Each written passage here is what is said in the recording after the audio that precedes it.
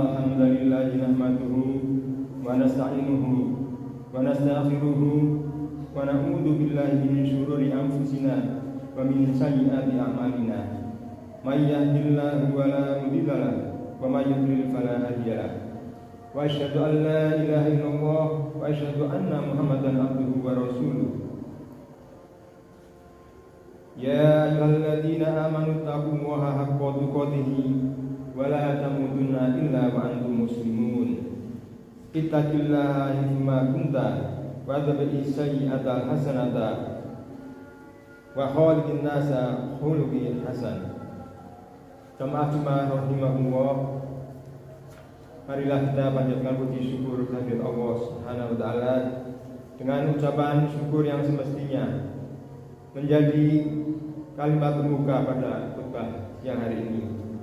Karena semua tak akan mungkin bisa menikmati tanpa adanya limpahan nikmat dari Allah Subhanahu wa taala yang tak terhitung jumlahnya. Sholawat iring salam semoga selalu Allah Subhanahu wa taala limpahkan pada junjungan kita Nabi Agung Muhammad sallallahu alaihi wasallam. Selanjutnya, tak pernah bosan-bosannya khotib mengingatkan pada diri pribadi maupun pada jamaah Jumat sekalian dengan nasihat ketakwaan agar kita selalu meningkatkan keimanan dan ketakwaan kita kepada Allah Subhanahu wa taala, yang mana dengan keimanan dan ketakwaan yang sesungguhnya. Ma'asyiral muslimin rahimakumullah, a'udzu billahi minasyaitonir rajim. Wailul lil mutaffifin alladziina idza kalu 'alan nasi yastawfun wa idza kaluhum aw wazanuhum yahsirun. Kecelakaan besarlah bagi orang-orang yang curang, yaitu orang-orang yang apabila menerima takaran dari orang lain, mereka selalu minta dipenuhi, dan apabila mereka menakar atau menimbang untuk orang lain, mereka akan mengurangi. Quran Surat Al-Mutaffifin. Jamaah Jumat rahimakumullah, Imam Abdurrahman bin Nasir As-Sa'di dalam tafsirnya menerangkan bahwa hukum yang berlaku di ayat tersebut tidak hanya terbatas untuk kasus jual beli saja, tapi mencakup secara umum untuk semua kasus yang melibatkan hak serta kewajiban, di mana setiap orang yang hanya bersemangat untuk menuntut hak namun melalaikan kewajibannya, maka dia termasuk orang yang curang seperti disebutkan dalam ayat tersebut. Jamaah Jumat rahimahullah, dikisahkan ada seseorang yang menemui Imam Syafi'i. Dia mengadukan hidupnya yang senantiasa serba kekurangan. Dia bercerita bahwa dirinya adalah seorang pekerja atau karyawan yang bekerja di tempat orang lain dengan gaji 5 dirham, yang mana gaji senilai itu ternyata tidaklah cukup. Namun anehnya, sang imam justru menyuruh orang tersebut untuk meminta agar majikannya mengurangi gajinya menjadi 4 dirham. Orang ini pun melakukannya. Setelah berselang beberapa waktu, ia datang lagi. Ia masih mengeluhkan keadaannya, di mana gajinya yang 4 dirham ternyata tidak juga cukup, dan masalah pun belum terselesaikan. Maka sang imam memberi saran yang sama agar minta kepada majikannya untuk mengurangi gajinya menjadi 3 dirham. Maka dia pun meninggalkan sang imam dengan penuh keheranan. Namun dia menuruti saran dari sang imam. Maka setelah beberapa hari, orang ini datang lagi. Kali ini dia tidak untuk mengadukan masalahnya, tetapi untuk berterima kasih. Ternyata saran yang telah disampaikan oleh sang imam, yaitu memberikan solusi untuk kekurangannya, 3 dirham sudah mencukupi semua kebutuhannya. Hidupnya menjadi lebih berkah. Jamaah Jumat rahimahumullah, Setelah berterima kasih atas nasihat Imam Syafi'i, maka dia pun ingin tahu apakah rahasianya. Semakin sedikit, semakin manfaat baginya. Maka sang imam pun menyampaikan nasihatnya. Dari awal Anda bekerja, Anda memang tidak berhak menerima gaji lebih dari 3 dirham. Karena itu kelebihan gaji yang 2 dirham itu, sehingga menerima 5 dirham adalah bukan hak Anda. Ketika ini bercampur dengan uang halalnya, itu akan mencabut keberkahan dari harta yang dia miliki. Imam Syafi'i dalam bait syairnya mengatakan, dia kumpulkan yang haram dengan yang halal supaya ia menjadikannya. Yang haram pun masuk dalam yang halal, lalu ia merusaknya.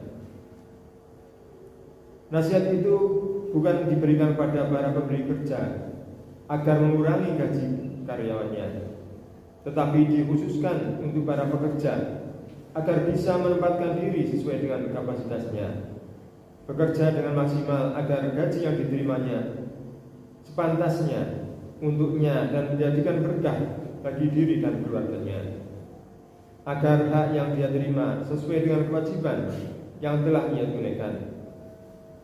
Lantas apakah kewajiban dari majikan atau pemberi kerja? Nabi SAW bersabda, "A'tawul ajiro ajrohu qabla ayyajifa arokoh." Berikanlah upah pegawai atau buruh sebelum kering keringatnya. Hadis riwayat Ibnu Majah, Sahih menurut Al-Albani. Jamaah rahimakumullah, hadis ini memberikan petunjuk dengan terang dan sangat jelas bahwa kewajiban seorang pemberi kerja atau majikan adalah memberikan gaji kepada pegawainya tepat waktu, tanpa ditunda-tunda, juga tanpa dikurangi hak yang harus diterimanya. Dalam sebuah hadis qudsi dari Abu Hurairah radhiyallahu anhu meriwayatkan, Rasulullah SAW bersabda bahwa Allah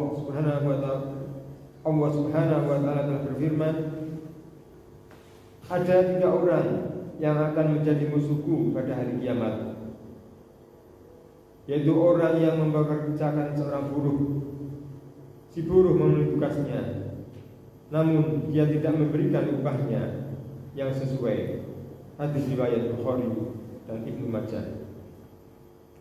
Jamaah rahimakumullah, demikianlah khutbah singkat pada kesempatan kali ini.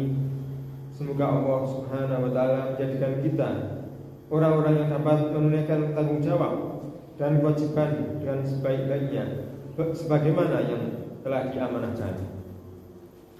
Aqulu qawli hadza wa astaghfirullah li wa lakum wa lisairil muslimina innahu huwal ghafurur rahim.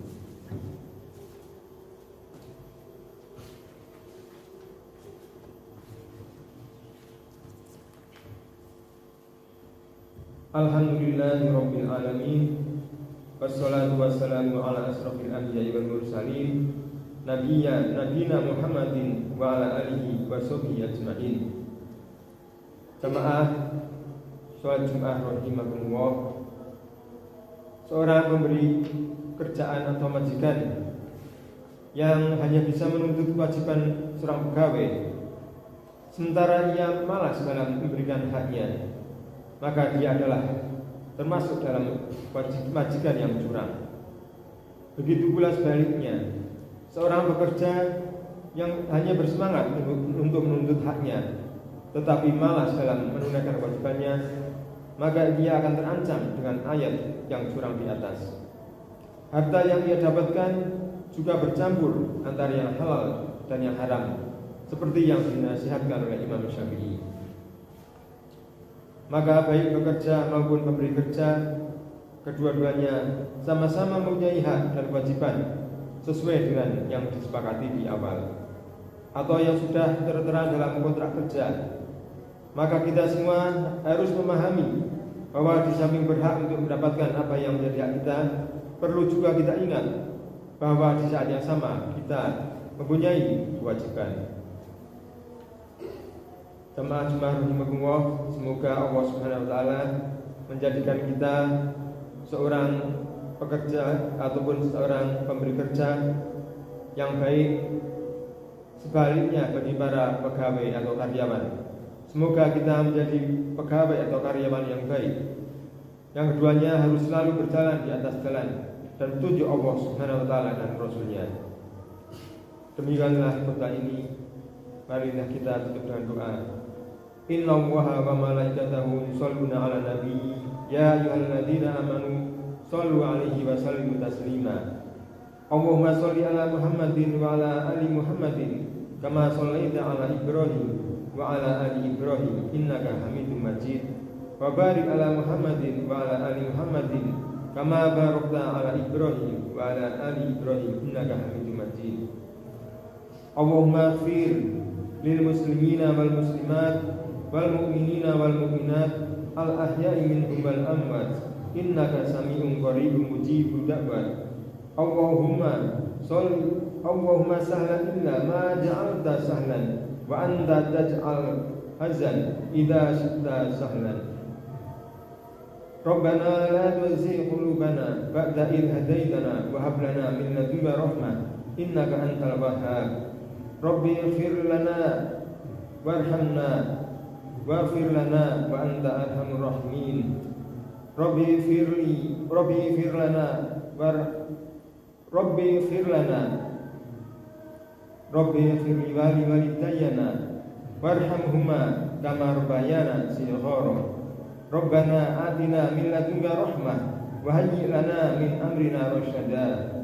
Rabbana atina fid dunya hasanah wa fil akhirati hasanah wa qina adzabannar. Subhana rabbika rabbil izzati amma yasifun wa salamun ala mursalin walhamdulillahi rabbil alamin. Atimis shalah.